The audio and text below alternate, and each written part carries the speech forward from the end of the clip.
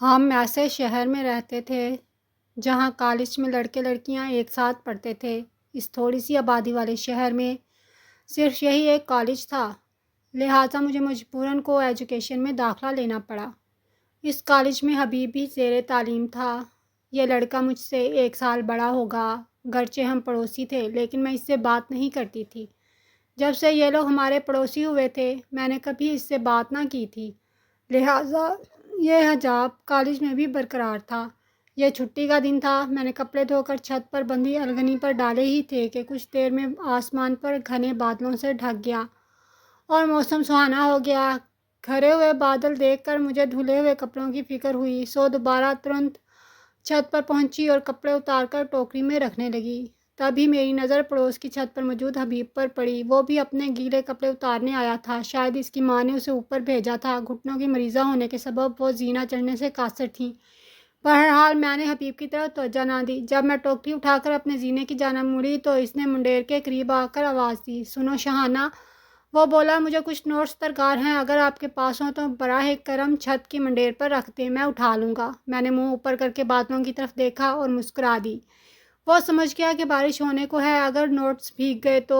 تبھی اس نے کہا، بارش نہ ہو تو رکھ دیجیے گا۔ میں اچھا کہہ کر زینہ اتر آئی، سوچا کہ ممکن ہے اس کو نوٹس فوری طور پر درکار ہوں۔ اس سے ایک کلاس آگے یعنی فائنل میں تھی اور کل ہی پچھلی کلاس کے نوٹس نکال کر ایک جانب رکھ دیے تھے کہ یہ اب میرے لیے بیکار تھے۔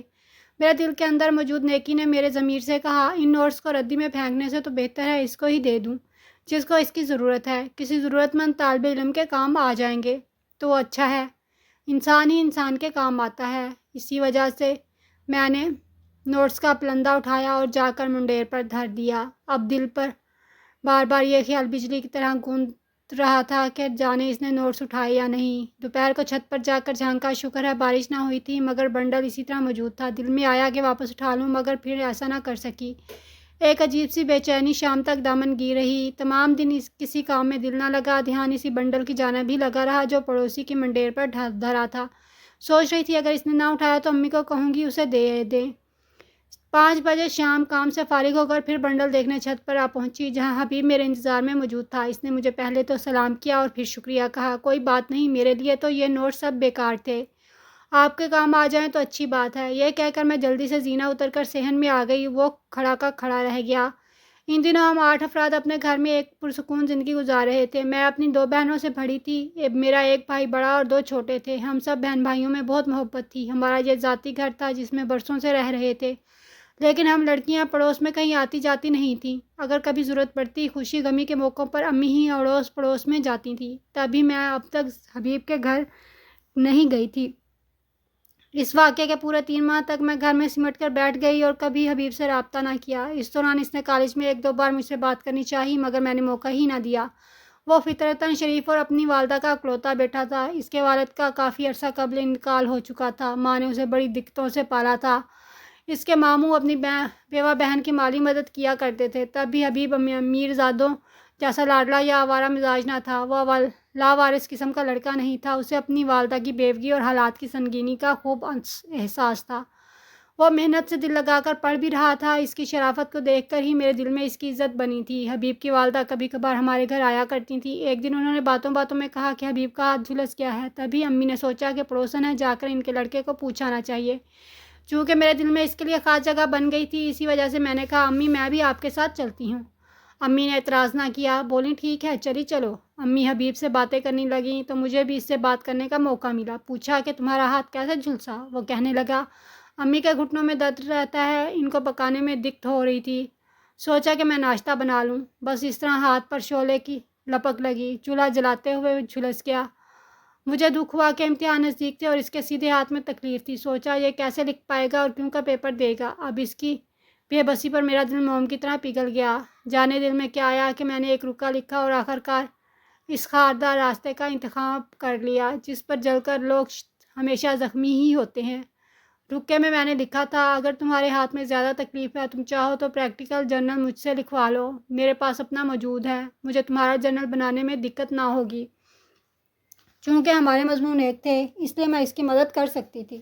جواب میں اس نے شکریہ لکھا اور جب میں صحن میں بیٹھی تھی اس نے اپنے گھر کی چھت سے یہ رکا ہمارے صحن میں پھینک دیا۔ میں نے فوراً اٹھایا کھول کر پڑھا۔ لکھا ہوا تھا، جیسے تم اب میرا ساتھ دے رہی ہو، کیا عمر بھر اسی طرح ساتھ دے سکو گی؟ میں نے جواب میں لکھ دیا، ہاں، اگر تم ساتھ دو گے تو میں بھی تمہارا ساتھ دوں گی۔ لکھنے کو تو یہ بات لکھ دی، پھر بہت پشیمان ہوئی کہ جس راستے کو جانتی نہیں کیوں اس پر قدم رکھ دیا۔ کسی کو ہم سفر بنانے سے پہلے آزمانا تو چاہیے تھا کہ یہ عمر بھر ساتھ دے بھی سکے گا یا نہیں۔ اس کے بعد ہمارے درمیان باقاعدہ رکا بازی کا سلسلہ شروع ہو گیا۔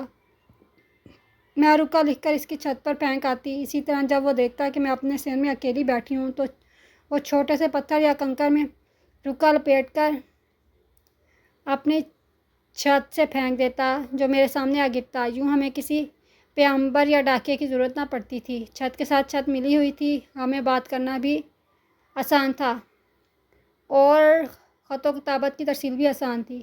ہم زیادہ دیر چھت پر نہیں رہتے تھے، مبادا امی کو شک ہو جائے۔ وہ بھی ایسا لڑکا نہ تھا جو کسی لڑکی کو برائی پر اکساتا۔ وہ اچھے مستقبل کے لیے محنت کرنا اور اپنی بیوہ ماں کے دکھ سمیٹنا چاہتا تھا۔ یہ بات اس نے مجھ سے کئی بار کہی تھی۔ اس کا کہنا تھا کہ بس ایک نظر تم کو دیکھ لیتا ہوں تو محنت کرنے کی امنگ بڑھ جاتی ہے اور تم کو حاصل کرنے کا خیال مجھ کو طاقتور بنا دیتا ہے۔ اس نے بس ایک بار مجھے کہا کہ تم سے ملنا چاہتا ہوں۔ انہی دنوں ایک روز امی اور بھائی کو ایک عزیز کے انتقال پر لاہور جانا پڑا۔ تبھی میں نے حبیب سے کہا کہ تم ہمارے گھر آ جاؤ۔ یہ دسمبر کی ایک رات تھی۔ وہ 10:30 بجے ہمارے گھر آیا، کافی پریشان تھا۔ میں نے سبب پوچھا تو اس کی آنکھوں سے آنسو جاری ہو گئے۔ میں نے اپنی زندگی میں پہلا مرد دیکھا جو آنسو بہا رہا تھا۔ دل کانپا۔ پوچھا، مجھے بتا دو کیا بات ہے، تم کو کیا پریشانی ہے؟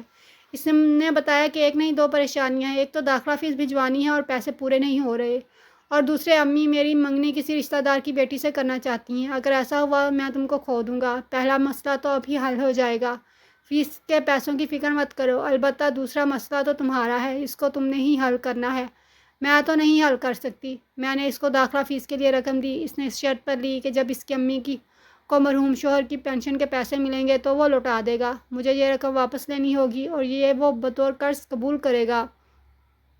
ٹھیک ہے، لیکن تم ابھی داخلہ فیس تو بھرو، کیونکہ یہ تو مقررہ تاریخ تک ادا کرنا ہوتا ہے۔ یہ قرض ہے اور میں واپس لے لوں گی۔ دوسرے مسئلے کے بارے میں بھی اسے تسلی دی کہ بھائی جب وقت آئے گا دیکھا جائے گا، ابھی سے تم کس فکر میں پڑ گئے ہو؟ پہلے پیپرز تو سکون سے ہو لینے دو، پہلے ہی تمہاری انگلیاں جھلسی ہوئی ہیں۔ کسی طور حبیب نے پیپرز دے دیے۔ ایک دن اس کی خالہ اپنے گھر والوں کے ساتھ آئی۔ ان کے گھر کچھ گہما گہمی دکھائی دی۔ ان کے جانے کے بعد حبیب کا رکا مجھے ملا کہ بلاخر اس کے گھر والوں نے ہماری راہیں جدا کر دی ہیں۔ اس کی منگنی خالہ جات سے کر دی گئی تھی۔ یہ سن کر میری آنکھوں میں اندھیرا چھا گیا۔ کافی دن تک جب آنسو گرتے تھے تو پھر تھمتے نہیں تھے۔ اس نے مجھے اشارے سے چھت پر بلایا۔ ہم دونوں مل کر خوب روئے تھے۔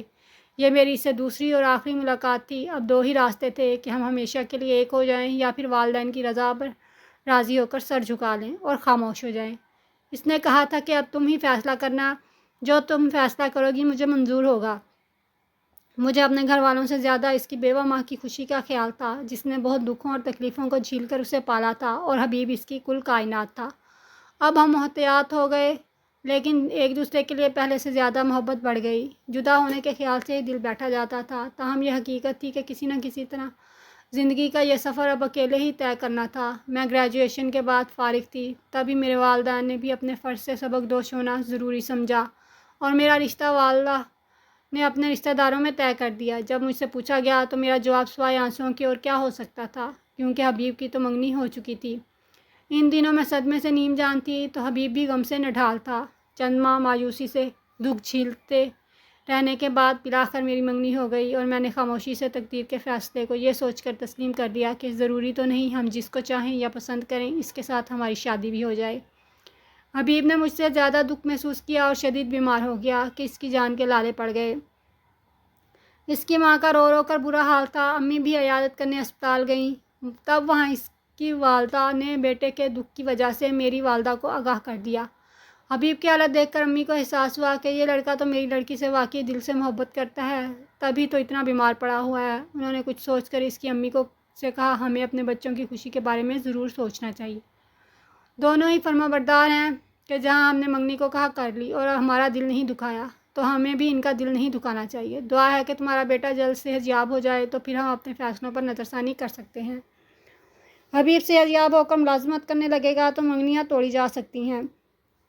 اپنے بچوں کی خوشی کی خاطر فیصلے تبدیل کیے جا سکتے ہیں۔ جب یہ حبیب نے سنا تو گویا پھر سے جی اٹھا، اس بیمار میں پھر سے جان پڑ گئی اور وہ تیزی سے صحت یاب ہونے لگا۔ ایک امید کی کرن نے اس کے بے جان وجود میں نئی روح پھونک دی تھی۔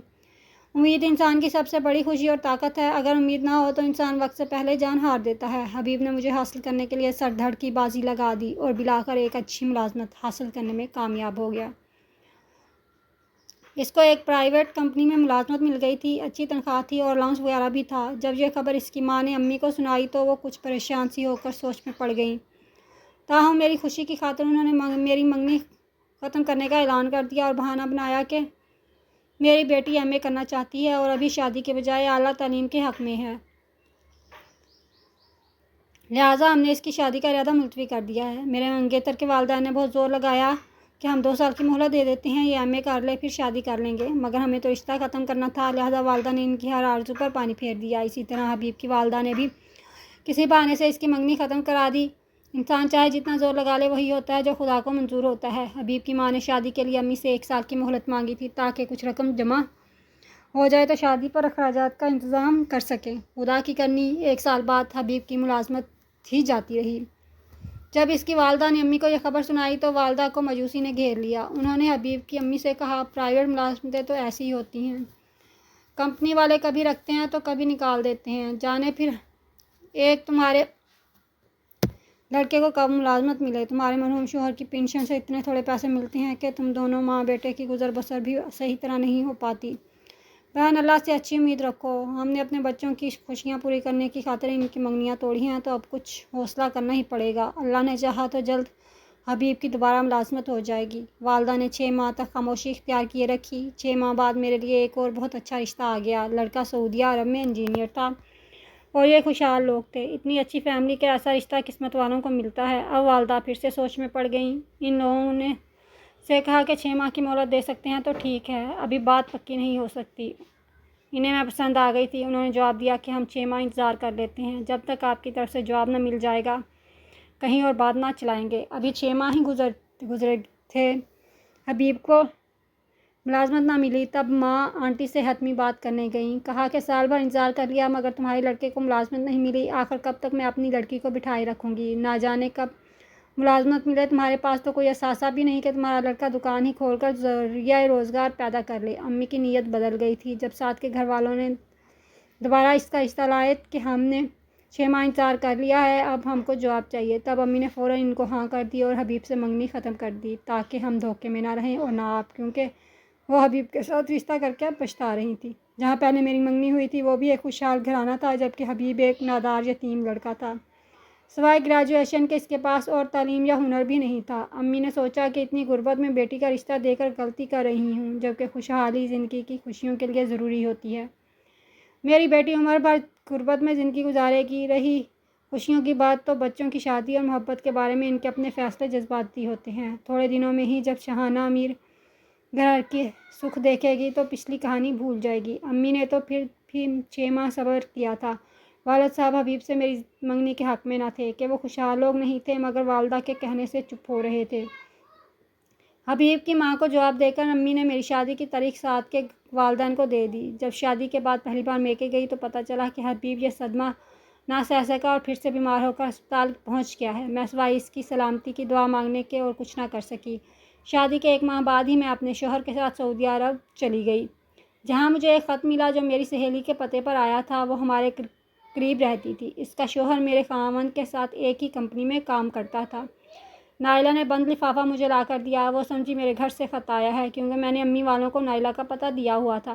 لفافہ کھولا تو حبیب کی تحریر دیکھ کر حیران رہ گئی۔ نہ جانے کیسے اس نے ہمارے گھر کا پتہ حاصل کیا تھا۔ لکھا تھا، میرے لیے اب جینا محال ہے، تمہیں معلوم ہے کہ میں اب ہی اپنی والدہ کے لیے سب کچھ ہوں، کہتے ہیں کہ ہر کام میں بھلائی ہوتی ہے، مجھے نہیں معلوم کہ ہماری جدائی میں کون سی نیکی پوشیدہ ہے، میں نہیں چاہتا کہ میری وجہ سے تمہاری عزت پر حرف آئے، لہٰذا اطمینان رکھو، اب ہمارے درمیان کوئی رابطہ، کوئی خط و کتابت نہیں ہوگی، اس لیے یہ خط تحریر کیا ہے، تم میرا خیال بالکل بھلا دینا، میں تم کو قصوروار نہیں سمجھتا، لہٰذا کسی پچھتاوے میں نہ آنا، اداس نہ رہنا، اپنے والدین کی لاج رکھنا، شوہر کو ہمیشہ خوش رکھنے کی کوشش کرنا اور کبھی لڑ جھگڑ کر میکے نہ آنا۔ کیونکہ اب یہی تمہارے حق میں بہتر ہے۔ میرے دل میں تمہارے لیے جیسا احترام پہلے تھا اب بھی ویسا ہی ہے اور ہمیشہ رہے گا۔ زندگی کی بعض حقیقتیں ایسی ہوتی ہیں کہ جنہیں قبول کر لینا ہی بہتر ہوتا ہے۔ اس کے بعد کبھی حبیب کا کوئی خط نہیں آیا، نہ کبھی بات چیت ہوئی اور نہ اس نے فون پر رابطے کی کوشش کی۔ کچھ عرصہ بعد پتہ چلا کہ حبیب کا دل ہمارے محلے سے ایسا کھٹا ہوا کہ وہ لوگ اپنا مکان ہی بیچ کر چلے گئے۔ کہاں گئے یہ کسی کو معلوم نہ ہو سکا۔ یوں تو انسان قدم قدم پر دھوکے کھاتا ہے اور قدم قدم پر دکھ بھی اٹھاتا ہے، لیکن ہمارا قصور نہ تھا سوائے اس کے کہ حبیب کو نوکری نہ ملی۔ اسی وجہ سے اسے زندگی کی سب سے بڑی خوشی سے جدائی مل گئی۔